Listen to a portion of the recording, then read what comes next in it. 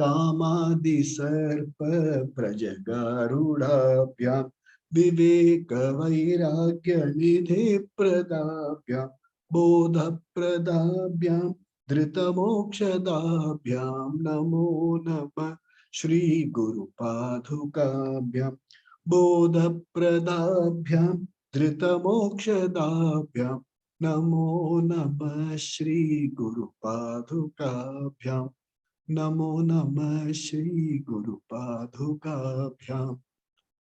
Guru helps you will fulfill the very purpose of life. Bodha pradabhyam, he reveals to you.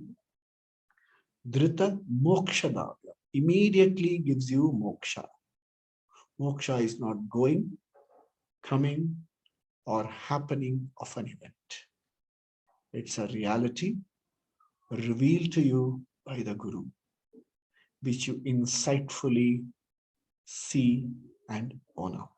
Moksha.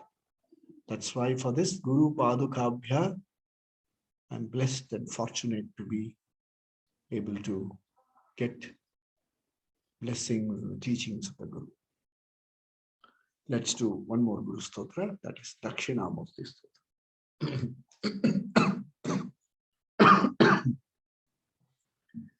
Om Mohan. There are few verses which are Dhyana Shloka followed by Dakshinamurti Ashtakam. It's called Ashtakam, but there are 10 slokas.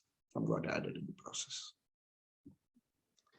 Mauna Vyakhya Prakatita Parabrahma Tattvam Yuvanam Varsishtante Vasadrishiganaihi Avritam Brahmanishtahi Acharyendram Karakalita Chinmudram Anandarupam Swatma Ramam Muditavadanam Dakshinamurti Mire Patapitapi Samipe Bhumi Bhage Nishannam Sakala Munijanana Jnana Tatara Marat Tripapana Gurumisham Dakshinamurti Devam Janana Marana Dukha Cheda Daksham Namami Chitram Batataro Mule Vriddha Sishya Guru Yuva Gurostu Maunam Vyakhyanam Shishyastu Chinna Samshaya Nidhaye Sarva Vidyanam Vishaje Bhavaroginam Gurave Sarva Lokanam Dakshinamurtaye Namaha Om Namah Pranavarthaya Shuddhagyanaika Murtaye Nirmalaya Prashantaya Dakshinamurtaye Namaha. Proper. Vishwam Darpana Dishyamana Nagari Tulyam Nijantargatam Pashyannatmani Mayaya Bahiribodh Bhutayatha Nidraya Yasakshat Kurute Prabodha Samaye Swatmanameva Dvayam Tasmai Shri Guru Murtaye Namaidam Shri Dakshinamurtaye Bijasyantarivang Kuro Jagadidam Prang Nirvikalpam Punaha Maya Kalpita Deshakala Kalana Vaichitra Chitri Kritam Maya Viva Vijrimbayatyapi Maha Yogi Vayasvechaya Tasmai Shri Guru Murtaye Namaidam Shri Dakshinamurtaye Yasyaiva Sfuranam Sadatmakam Asat Kalpartakam Bhasate Sakshat Tattvamasiti Veda Vachasa Yogodhayatyashritan Yasakshat Karanat Bhavenna Punaravrittir Bhavambho Nidho Tasmai Shri Guru Murtaye Namaidam Shri Dakshinamurtaye Nana Chidra Gadodara Sthita Mahadeepa Prabha Bhaswaram Jnanam Yasya Tu Chakshura Vikaranattvara Bahispandate Jnanamiti Tameva Bhantam Anubhate Tat Samastam Jagat Tasmai Shri Guru Murtaye Namaidam Shri Dakshinamurtaye Deham Pranam Apindriyan Yapichalan Buddhim Cha Sunyam Viduhu Sri Balanta Jadopamastvahamiti Pranta Vrisham Vadinaha Maya Shakti Vilasa Kalpita Maha Vyamoha Samharine Tasmai Shri Guru Murtaye Namaidam Shri Dakshinamurtaye Rahu Grastha Divakarendu Sadrisho Maya Samachhadanat Sanmatra Karanopasamharanato Yogotsu Shuftaf Puman Pragaswap Samiti Prabodha Samaye Yaf Pratyabhigyayate Tasmai Shri Guru Murtaye Namaidam Shri Dakshinamurtaye बाल्यादिष्वपि जागृदादिषु तथा सर्वास्वस्थास्वपि व्यावृत्तास्वनुवर्तमानमहमित्यन्तः स्फुरन्तं सदा स्वात्मानं प्रकटीकरोति भजतां यो मुद्रया भद्रया तस्मै श्री गुरुमूर्तये नमः इदं श्री दक्षिणामूर्तये बाल्यादिष्वपि जागृत विश्वं पश्यति कार्यकारणतया स्वस्वामि सम्बन्धतः शिष्याचार्यतया तथैव पितृपुत्राध्यात्मना भेदतः स्वप्ने जागृति वाय एष पुरुषो माया परिभ्रामितः तस्मै श्री गुरुमूर्तये नमः इदं श्री दक्षिणामूर्तये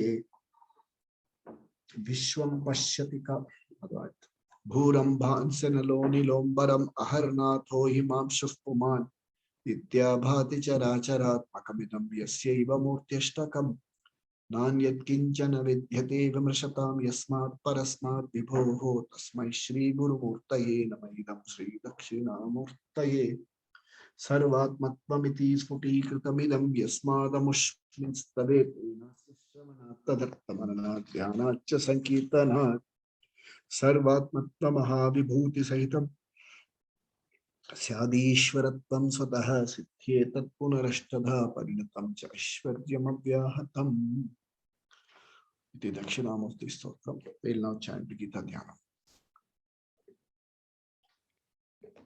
Om Parthaya Pratibodhitam Bhagavata Narayanena Swayam Vyasena Gratitam Purana Munina Madhye Mahabharatam Advaitamritavarshinim Bhagavatim Ashtadashadhyayinim Ambatvam Anusandadhami Bhagavad Gite Bhavadveshini Namostute व्यास विशाल बुद्धे फुल्लार विद्याय यतपत्र नेत्र येन त्वया भारत तैलपूर्णः प्रज्वालितो ज्ञानमय प्रदीपः प्रपन्न पारिजाताय तोत्रवेत्रैकपाणये ज्ञानमुद्राय कृष्णाय गीतामृतदुहे नमः.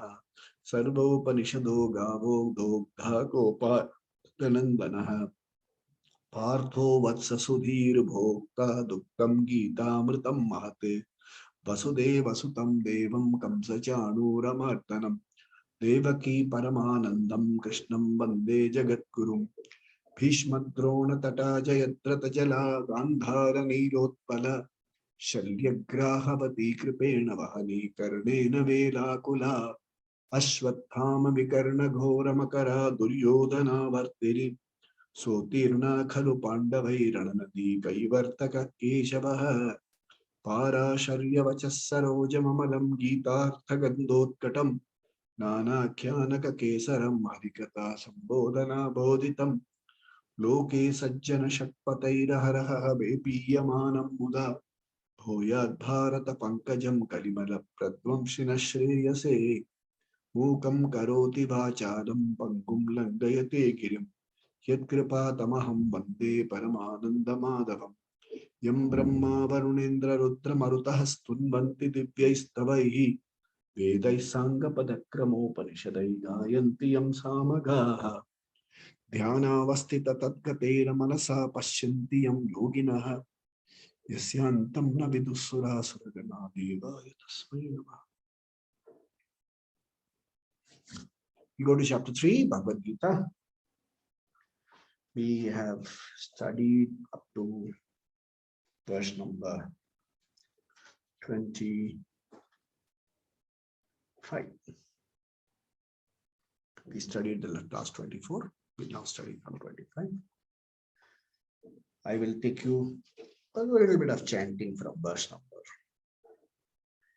21. That's where we start the chanting. Sri Krishna Paramatmane Namaha. Atha Tritiyodhyayah Karma Yoga.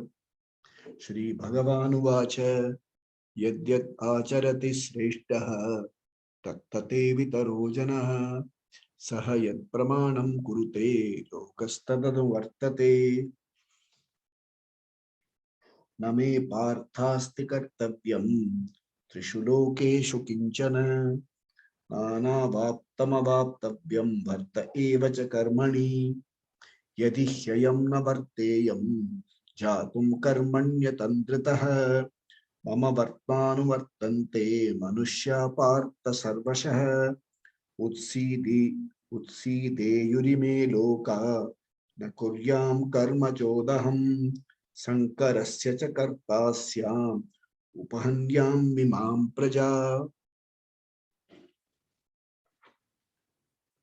Sakta karmanya vidhamsa yatha kurvanti bharata kuryat vidvans tatha sakta achikirshit phulon kirshit loka sangraham. Bharata कर्मणि सक्ता अविध्वंस यथा कुर्वन्ति तथा वैसे ही असक्त विद्वान लोक संग्रहम चिकीर्षु कुर्यात. We'll see the detailed meaning a little later. Okay. Na buddhi bedam jnanayet ajnanam karma sanginam Yoshit sarva karmani vidvan sukta samacharan. Okay, verse number 27. Prakrite kriyamanani gunai karmani sarvashah ahankara vimudhatma kartahamiti manyate. Verse number 28. Tattvavittu mahabaho gunakarma vibhagayoh guna guneshu vartante iti matva na sajjate. Okay, verse number 20. We'll do up to verse number 30. Okay. Prakrite guna sammudha sajjante guna karmasu tan krishna vidho mandhan krishna vinna vichalayet. 30. Mai sarvani karmani sanyasyadhyatma chetasa Nirashi nirmamo bhutva yuddhasva vigatajvaraha. I've taken you, I'm going to take you through a thought process up to verse number 30. Why do we act at all? Why do we have to do something? Krishna says, Prakriti. You are impelled to do action because of certain natural composition. Prakriti. Naturally, you are impelled to action. For instance, when you relocate, move up to a new place, what is the first thing that you look for? Some people look for, do we have where we can have a music group, classical music group. Classical music just for singing. I would like to learn. I would like to teach. I would like to perform. Do they teach Tai Chi here? Tai Chi, yeah, Tai Chi here. Is there a gym nearby? Do we have cyclists? Do we have hikers, mountaineers? Is there a swimming club nearby? Is there some kind of social service outfit? What kind of movie theaters are? What kind of libraries are nearby? Where do I get this? Where do I get this? Where do I get? What makes you, drives you to all this? Prakriti guna. There is a certain natural composition which drives you. I met a person just I think a couple of days ago, fairly wealthy person, very successful, living very well. They were living in an independent villa. I think 2 levels. The upper floor has 3 bedrooms, large, walk-in closets. Then you have the next level with a roof garden. Then you have the ground floor with a guest bedroom, study. And the lady tells me, we decided when we married, about 35 years ago, that we will not have children. We will love to have a life just to ourselves. So they made it well in life. They said we wanted privacy. We didn't want too much of noise. They preferred to build a villa some distance outside the city. They were living comfortably. Ask the person, why have you decided to move into this crowded community? Place where I'm living now has 22 or 23 towers. Each tower has about 12 to 13, 14 floors. Each floor has 8 flats. Just imagine the number of apartments, the number of families. You are a stranger in your own colony, let alone in your own country. So why have you decided to? She said, 2 years ago, I had a leg fracture. And when I looked for help outside, I found only dog keepers, watchmen, servants, maids, the rich one, never bothered to even look out. I said, you are among that crowd. I said, yeah, I have lived like that with my nose in the air like this, and now I've tried to bring the nose down. They wanted people. At one point, they did not want people. Now they want people. Very comfortable in a small flat. They're very comfortable. So why I'm highlighting this is what drives you. Ask yourself that question. Bhagavad Gita is not, there are 2-3 things we should be very clear about. Somewhere along the way, somewhere in the last, starting from late 70s, till system it was not, late 70s to today, there are a lot of scholars and speakers from India who go all over the world, telling the world that you should study the Bhagavad Gita and it's meant for you and me only. No, if it's meant for you and me, why do you have to go and publicize it? Not necessary to publicize the Gita. Jisko chahiye aayega. Those who need will come. It is not that you have to publicize it and place it on billboards, and we are not selling a belief system. I'm not selling you trip. I'm not telling you fancy trip and prasad. I'm not selling you any of it. I'm selling you nothing. Bhagavad Gita reveals you to yourself. You want to look at yourself, fine. If you don't want to look at yourself, go and do something else. Just something. So we have to understand Bhagavad Gita from the angle of Arjun first. We don't have to prove to the world. No, Bhagavad Gita is secular. It is meant for everybody in the world. Only thing it is available in English. Not in English, available in English. I don't have to establish Bhagavad Gita's credentials anywhere in the world. I don't have to. We followers of Bhagavad Gita first to understand this.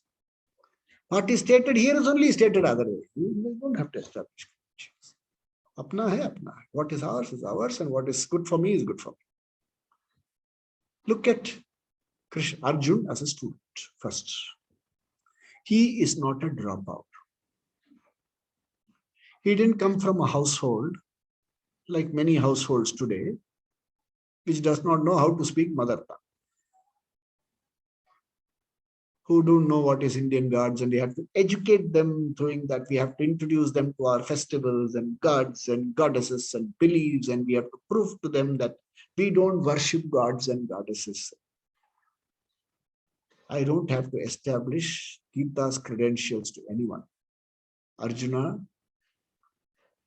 did not need the credentials of Gita to be established. He grew up in a royal kingdom, surrounded by people like Bhishma, Drona. There were scholars, there were Vedic hymns chanted all the time.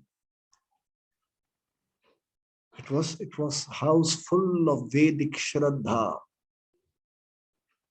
His father, Pandu, knew what was sannyasa lifestyle. He moved into a sannyasa lifestyle, leaving the kingdom to his brother.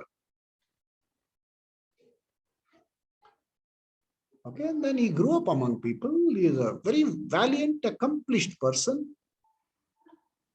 He participated in festivals and things like that. So you don't have to establish Hinduism to Arjun.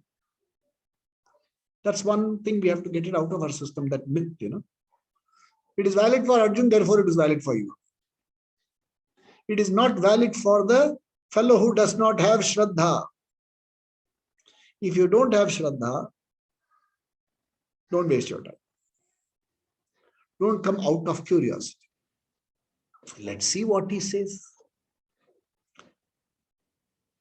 I was once giving a talk in Chennai sometime. Somebody came to me and said, I also know the subject. I have come here to find out what you have come. I said, why do you waste your time? Please go do something else. Let's not waste time. Arjun was a person who had Shraddha. He had discovered a problem, a fundamental problem. Having understood that he had a fundamental problem, he went to the person who he knew could solve this problem. No other person other than an accomplished teacher like Krishna. Krishna was his friend, all right. But he knew Krishna was no ordinary soul. He didn't just walk and ask for questions in Facebook and Twitter and things like that. He went to Krishna and asked him questions. He didn't float it around like that. He had Shraddha. He approached Krishna knowing that Krishna will solve the problem. He had heard about Vedanta. He's heard about Vedanta. He's heard about the Vedic Shastras. He's heard about all the Shastras. He knew the solution lay there somewhere. But he was honest enough to admit that he did not know how to look at the solution. So first of all, we don't have to establish Gita to anyone. Don't go, there's no need to go and tell people, Gita, you should come and listen. If you don't want to listen, don't listen. Do something else. Fine. No. Also one more. I had the opportunity to speak to a few businessmen. And they said, if I have to follow Gita, Tattva and all, I cannot do business. I said, why can't you do business? No, business means I have to do jhut. I have to cheat people. I have to do this, I do this. Let's understand very clear. If you are a person who thinks for the sake of artha kama, you are prepared to do adharma, come what you may, moksha will not come. Because your value is not for moksha, your value is for artha kama. It is also not it is not aligned to dharma, it is aligned to dharma if convenient. Long back, I think in the same forum, I would have told a story. Somebody said, hey, what happens if you do this adharma? Then that fellow, other person says, it's adharma. Huh? He says, first, let's make 1 crore or 2 here. Then life is there to do dharma. Why do you have to do adharma and all these things rightful things? Let's make a little money and then become dharmis. What is the big problem? Sorry, the Gita won't work for you. It will not work for you. Because the database gets corrupted. It's occupied and lifelong, at least in this Janma, it won't work. So you would have read somewhere, no, Anta Kali api, even at the last moment, Gita mujhe bachao, nothing will happen. So there are people, I've spoken to people like that who are my age and now they've all become old and I don't know what they're doing now. We're all young together, studying together. Hey, if you're going to do Gita and all, Then I said, why do you study Gita? One fellow was honest with that. It helps me enter certain business portals easily.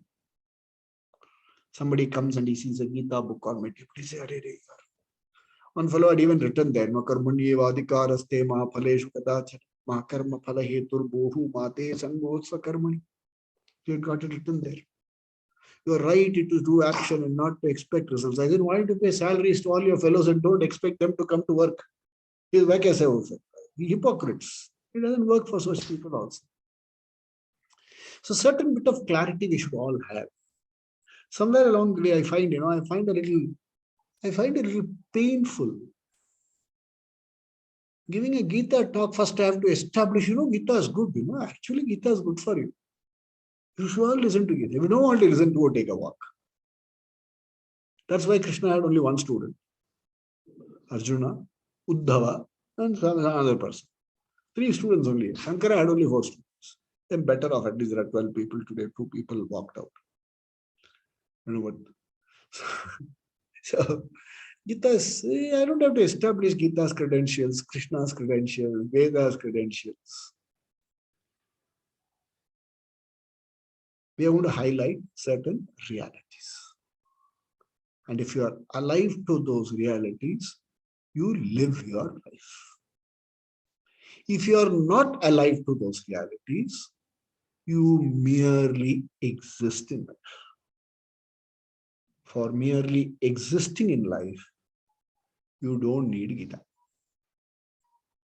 if you want to make your life, if you want to live your life, you have to be alive to certain realities. And Gita highlights those realities. So, why do we do action?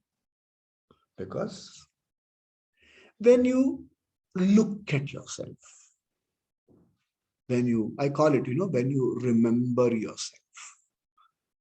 Suppose you got up in the morning, Aaj kya karna hai? What do I have to do today? So you open up your diary, blank day, nothing to do. A nice song once I heard it. तेरी कोई राह ना देखे. Okay, nobody waiting for you. तेरे लिए कोई ना तड़पा, no heart beats for you. I'll tell you, if that is your life, you will have a sense of lack. When you actually think, what is it that you want to do? What is it that you have to do? You have to do because there is a lack. You are wanting. Wanting to be what? Wanting to be different from what you are now. You are small, you want to be different. You are looking to be different.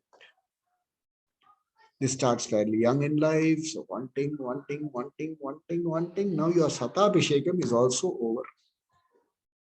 80 plus years are over, great grandchildren are playing around you. And now you ask yourself, all these years you wanted to be different. After completing 80 years, are you different? You still want to be some more different. Different what? When is it going to end? There is no end. This is the wanting person. The lot of you and me. Or many. Okay.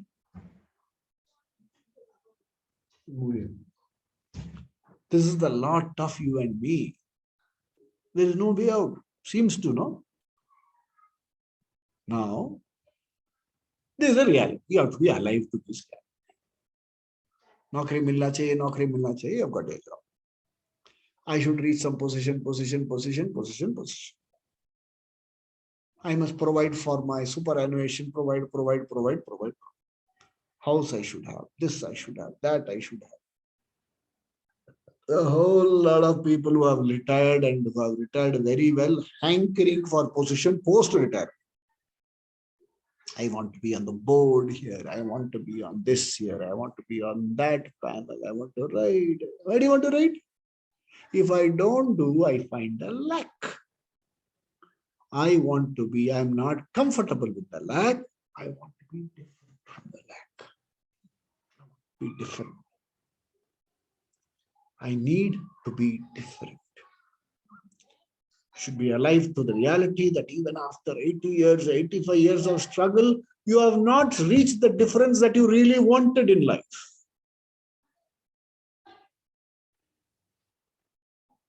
Be alive.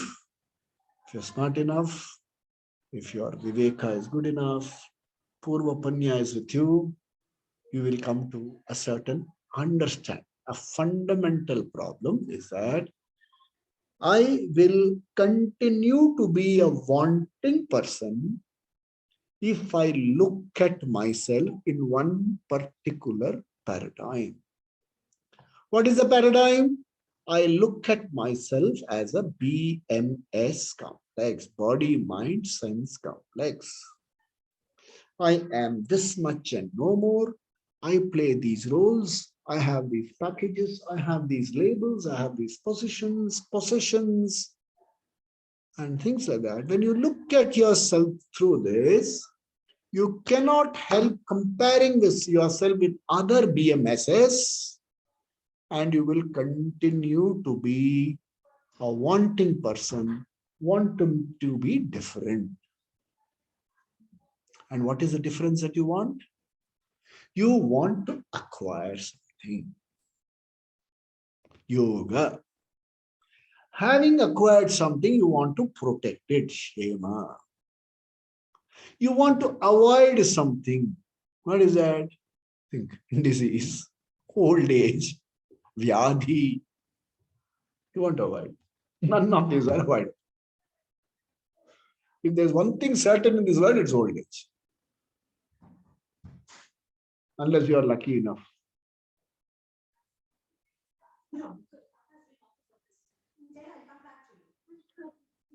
Okay? So vyadhi, you want to avoid disease. Okay. So having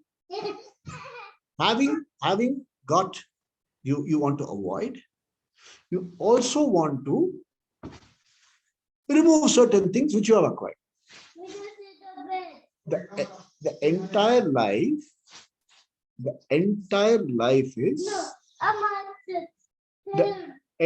life is driven towards acquiring, protecting, avoiding, remove. Different. In the process, you have grown old and now you want to be young. This is life. Now, Arjuna, an intelligent student, seeker, also had this problem. But at one point of time, in the moment of reckoning,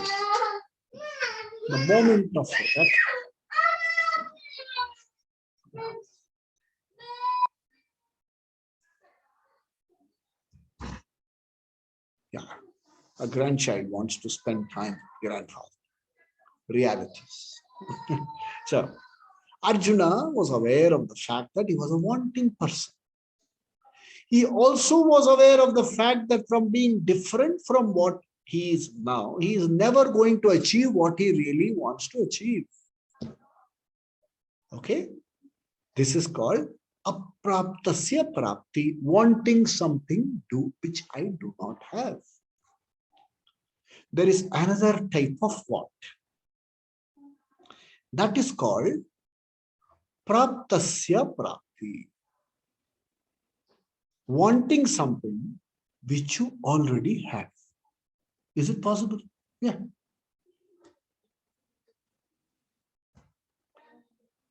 I did this for some purpose. After some time, typical. I asked my wife, did you see my glasses? She giggled, chuckled, made me angry. Ask you a question. Did you see my glasses? And you chuckle. You have no respect for me. Being married to me for so long, you have lost respect for me. The whole of lot of people come and listen to me on the Gita. I'm a Gita lecturer. You don't have even respect for me. This is what I get in getting married to you for so long. Then the daughter comes and says, why is this man yelling at you? She says, he's looking for the glasses. The daughter also scoffs and giggles. Papa, I know where your glasses are. Where? So they reach for your hand. Oh, was it away from you? All you had to know was it was always with you. Somebody had to point it out to you and say, this you always had. I wanted to be different. I wanted fullness. I wanted completeness. I wanted purnatvam. Krishna comes and says, you are Purna. What you were trying to do was, you were trying to become Purna. Okay? Which is never possible. Because if Purnatvam was away from you, if you become Purna, you could also become Apurna in time. And if this were Purnatvam minus, you cannot be Purnatvam. So there is only one other possibility. You are full, you are complete, you lack nothing, but you are missing it. You are missing it because you are using the wrong paradigm to look at yourself. You are looking at things through paradigms which do not give you complete knowledge.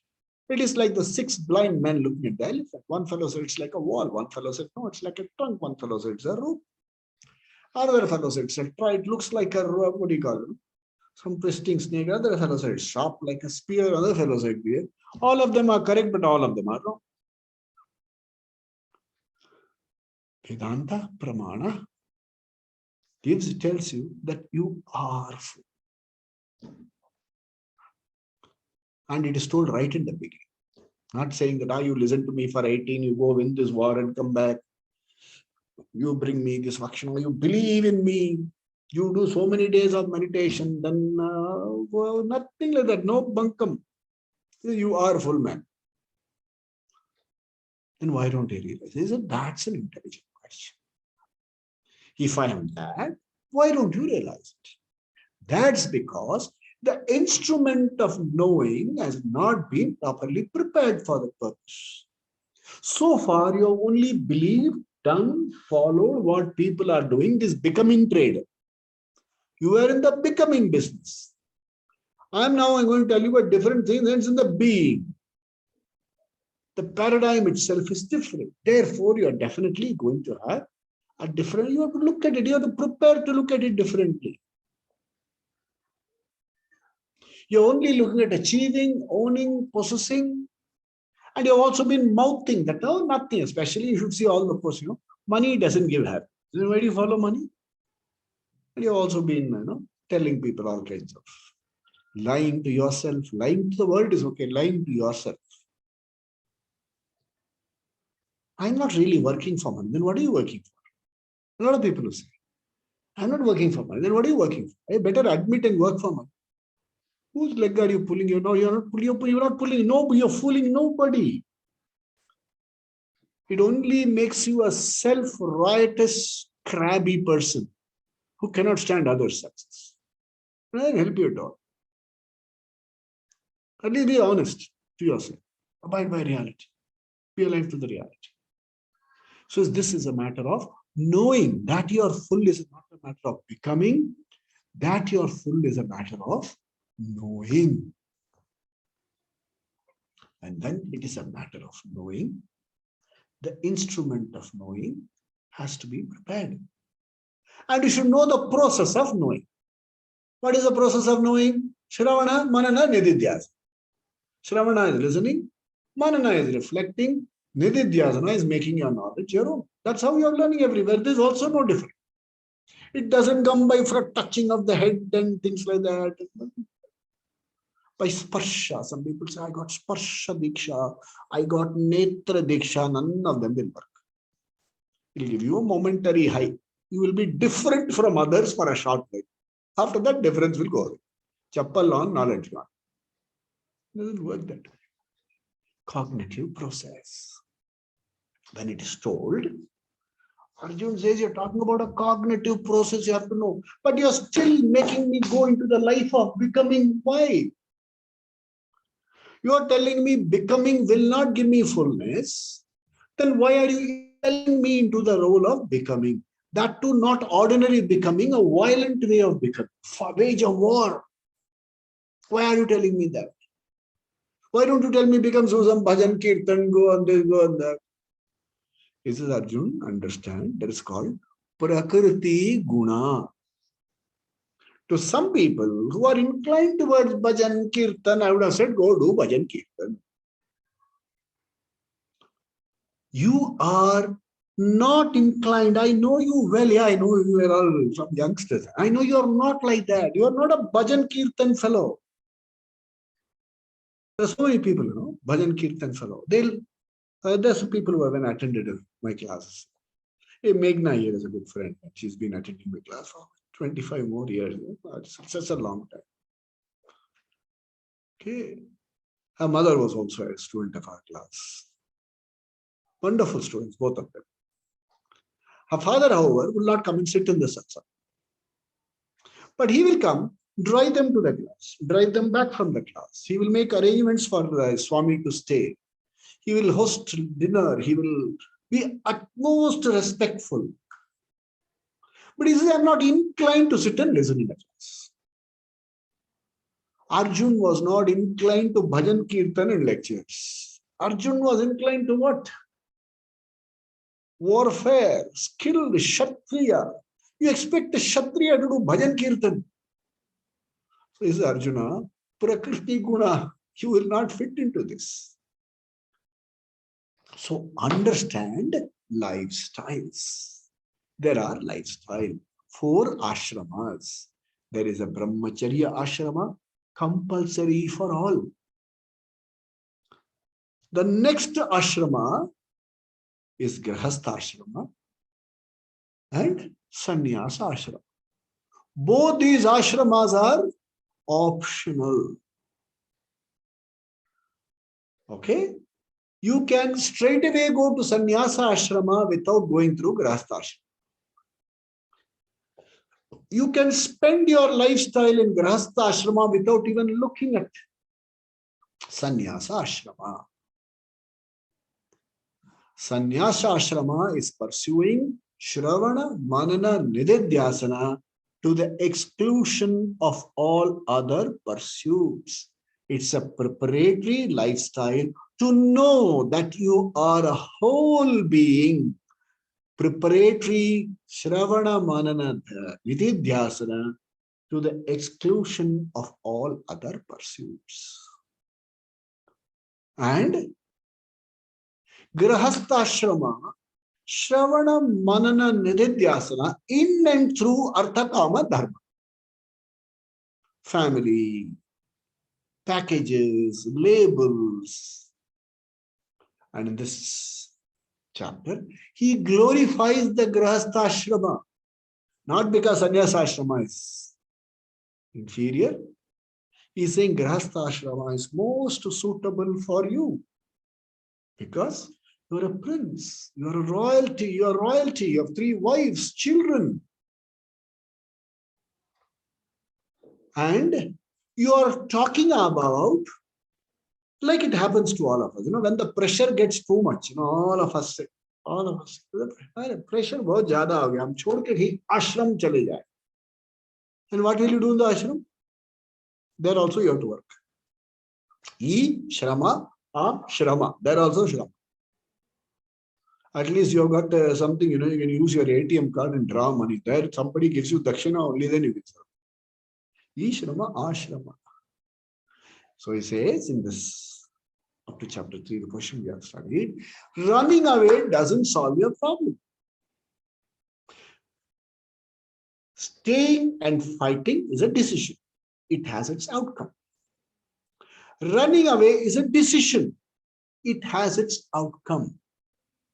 These outcomes will follow you, dog you, haunt you all your life. Therefore, renunciation is not physical renunciation. Renunciation is here. Physical renunciation is not possible. Please understand this, Arjun, and you and I, all in the shape of listening on behalf of Arjuna, Narayana. Physical renunciation is not possible. Renunciation in the mind is possible. He says, use the Grihastha-ashrama to understand how to grow into renunciation in the mind. In Sannyasa ashrama, you find yourself in a position where physical renunciation of action is possible. You discover yourself. You don't discover. The Guru finds out suitability. We have personally seen. In an ashram, Swamiji was choosing some people for sannyasa. He called one person present, say, you get married to a so-and-so and settle down. He said, Swamiji, how do you know? He said, what do you mean, how do you know? If I did not know, how would I be your Guru? Go get married, settle down. Sannyasa ashrama is not for you. Sannyasa ashrama is for you. Prakriti guna. Please understand this. Please be alive to the reality We have certain natural urges and instincts. And if you have those natural urges and instincts, living a life so that there is a natural outlet for these natural instincts is a healthy lifestyle. Forcible renunciation doesn't help anyone. You're forcibly renounced. Who is it going to help? You're not going to help anybody. It's not forcible renunciation. It is growing into renunciation. You may not physically give up anything, but as long as there is no mental ownership of an action, I am doing it for loka sangrahartham. It benefits people. So Krishna says, I am doing this because I am doing it because I do it for the benefit. As Krishna, the person, I am a fulfilled person. I am not living a life of becoming. I am living a life of being. I don't have to live a life of becoming, but I am engaged fully in action because you are looking at me as a role model. You may perhaps not take up you will not understand my mental renunciation, but you will quote my physical renunciation. None of you is going to understand that not attached to any of them. But you will understand, hey, physically he is not doing, therefore I won't. It is a subtle element of the whole thing. Physical renunciation is not possible for all, for a select few. So, live a lifestyle of karma yoga. What is karma yoga? Live a life as though I am becoming physically. Mentally, the paradigms are different. I am not living for myself. I am living for a cause. I am living a life of service. Outcomes will come. I accept the outcomes as a prasada from Ishvara. I surrender to Ishvara, meaning surrender to Ishvara again is not a joke. We have to again be very, very clear here. Here you don't have to again establish Ishvara to people. God is nowhere, no. Put a line after NOW, God is now here. No question of God being nowhere. Yes, you can perhaps see God in a form. Be alive to the reality that form is subjective. I may see the form, none of you may see the form. That doesn't negate the form. But if I am going to look at you for validating that form, I have lost touch with reality. I have forgotten what is subjective reality. That I saw somebody in my dream. Suppose even the person who I saw in the dream, I have to validate to that person. What is the use? It is not possible also. Of all persons, why do you have to see me in the dream? How do I explain all this? Subjective reality. But there is also a certain absolute reality. How do I relate to Ishvara? I relate to Ishvara as abhinna nimitta upadana karana. Ishvara as a non-separate, intelligent and material cause of creation. Is it possible? Yes. You've all seen the spider, no? Yeah? Where does the web come from? Its head, and also from the body. It spins a web in the mind and is able to produce a raw material from the web. It will come. Oh, it will go back. Yatha urnanavi sirjate grinnate cha. Hey, you are the author of your own dream world. And where is the material? Just as I am able to do it, just as a spider is able to do it, The cosmic being is able to create the Srishti, manifest the Srishti out of his own being. He is intelligent and the material cause of Ishvara. Ishvara is intelligent, and the cosmic being is the intelligent and material cause of the whole Srishti. I call him Ishvara. I call him Parameshwara. I call him Mahavishnu. Now, if he is the material cause of Srishti, how far is he away from Srishti? If paper is the material cause of this, how far is paper from this? In and through this is paper. In and through this is fabric and cotton. In and through this Srishti is Ishvara. Where is Ishvara? Not there. He is now here. Hey, who's the fellow who says Ishvara is not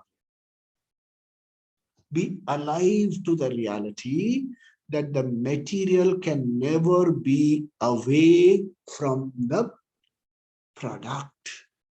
Ishvara is the material cause of this Srishti, and he can never ever be away from Srishti. This is the Vaidika's vision. That's why Saligrama, Rudraksha. Hey, this computer is Ishvara Srishti for me. On the first day, I did pranam and started this work. Okay, now don't ask me why don't you break a coconut on it. That is because Vyavahara Satya is there. Something called transactional reality. I can break a coconut on a ship, but I can't break a coconut on my computer. This is called Vyavahara. I'm an intelligent fellow. Some foolish fellow will come and say, you break a coconut on a ship. Why don't you break it on a... We don't even have to try to explain to them. Simply pray for them. Ishvara, at least in some janma, may they have some buddhi. They are programmed a narrative just to make you ashamed of your own Vedic heritage. He has got somebody, with dadi and coming and blessing, throwing water. Ask him to throw water on all these Apple products. It's all holy water, no? Well, let's throw water, pour wine on all this. Dip it into the water in which all of you wash your hands and legs. Everybody washes their hands and legs in the same and spits into the same. You dip it there. But that law different, my law different.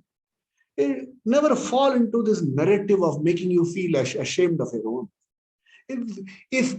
If Ishvara is the material cause of the Srishti, where is he away? We are going to study in chapter 7. He is also there in the muck that you have created. He's the material you have created. But you don't see Ishvara. I don't have to create a devil for that purpose. I can say this is how Ishvara is not supposed to be seen. I can hear only, nothing. So this being my jnanam, everything is Ishvara Srishti. There's a few years back, some notes were demonetized. You step on one of those demonetized. Will you step on any of those demonetized? Even that you will pick up and put into your eyes. Ishvara Srishti for me, never away from Ishvara. For if this being, can all results be Ishvara Srishti? Can every aspect of my life be governed by Ishvara? Can Ishvara be in my life? Do I have to try to do dharma? Will I not naturally align myself to dharma? What is dharma? Dharma is proper conduct. So I don't hurt people. I don't want to be hurt, I don't hurt. That's all. That is dharma. Dharma doesn't mean that you're so rigid and making others' life miserable. You don't make anybody's life. If you do certain thing, yes, you are aware of the outcome. You accept full responsibility, proceed. Don't say, no, actually, you don't try to bluff anything. Yes, I am like that. I know I'm aware of the outcome. I live my life like this. I don't want anybody hurt in my life. I will not willfully hurt anyone.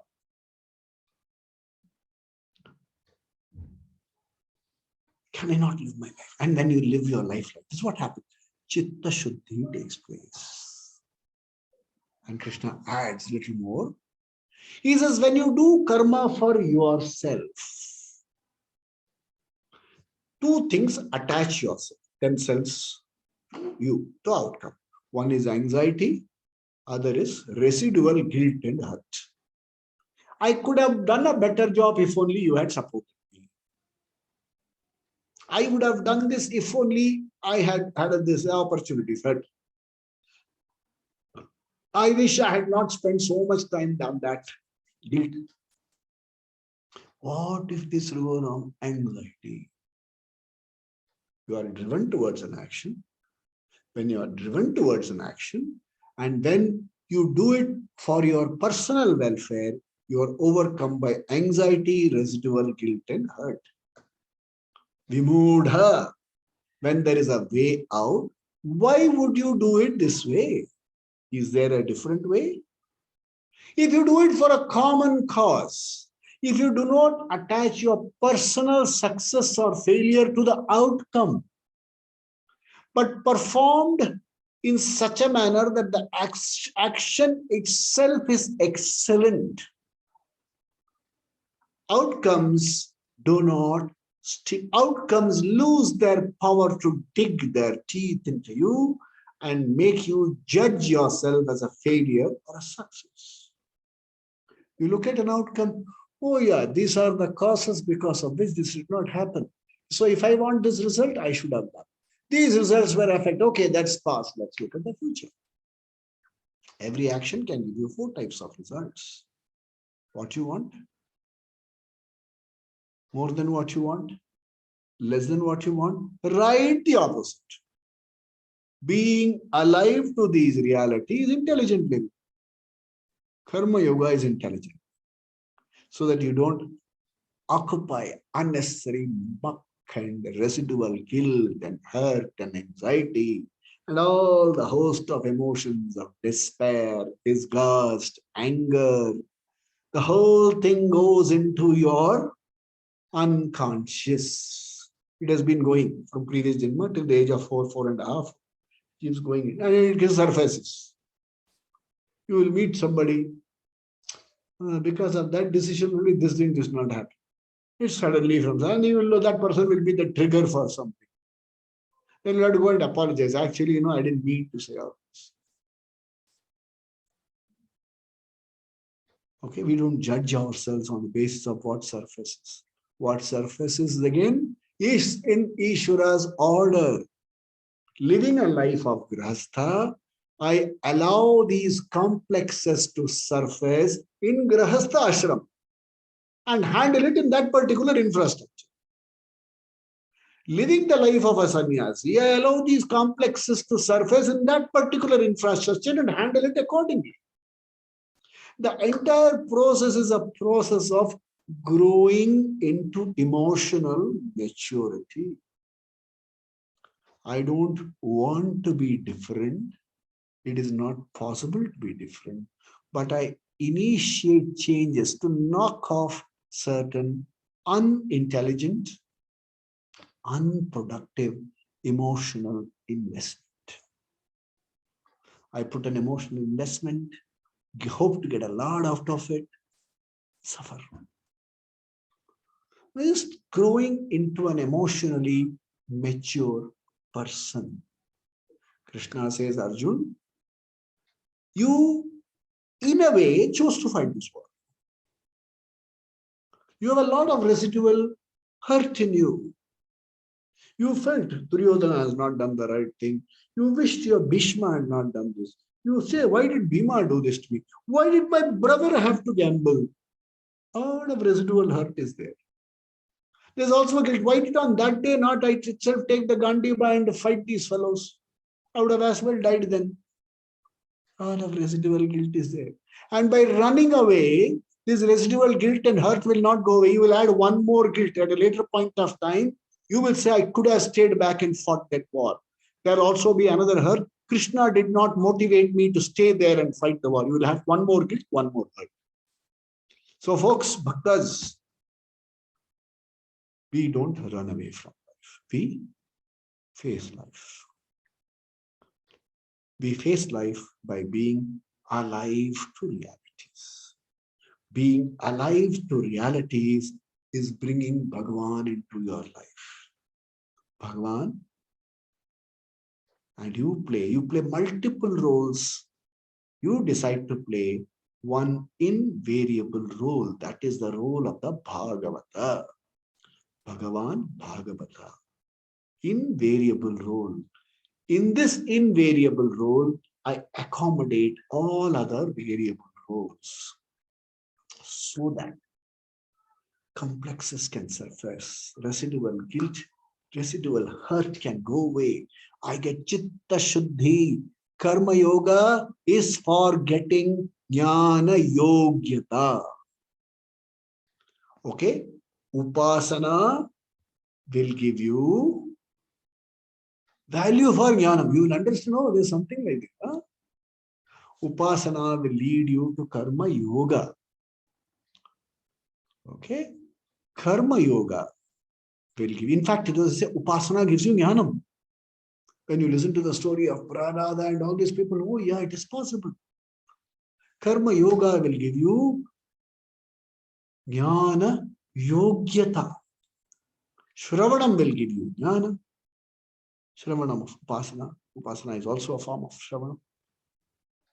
Shravanam will give you jnana. Karma yoga will give you jnana yogyata prapti. And sannyasa. Sannyasa means mental renunciation of action will give you jnana nishtha.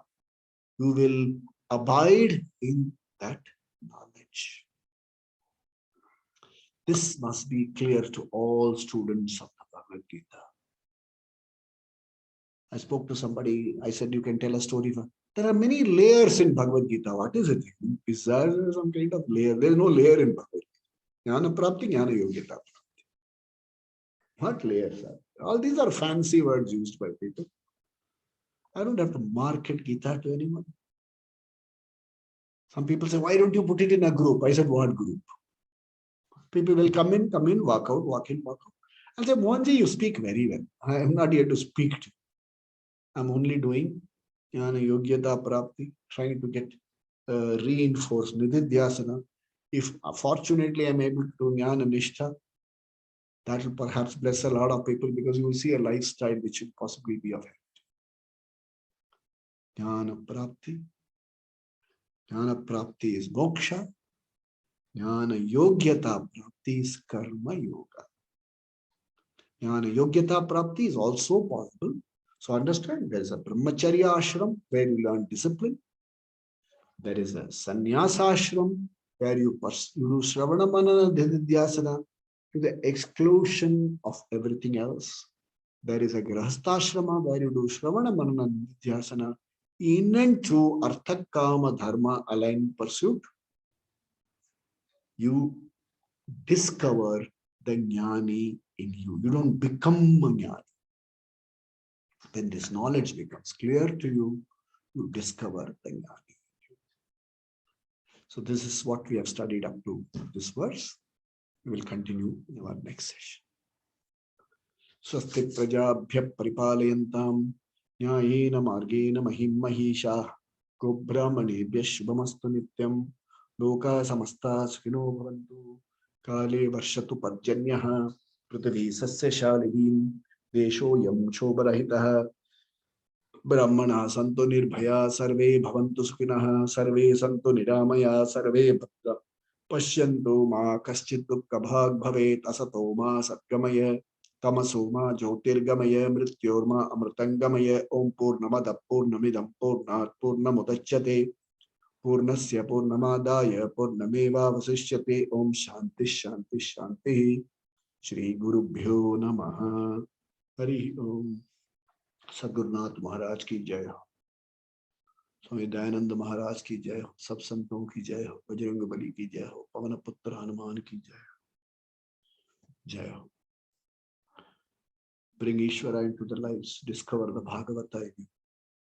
We'll meet Friday next. Om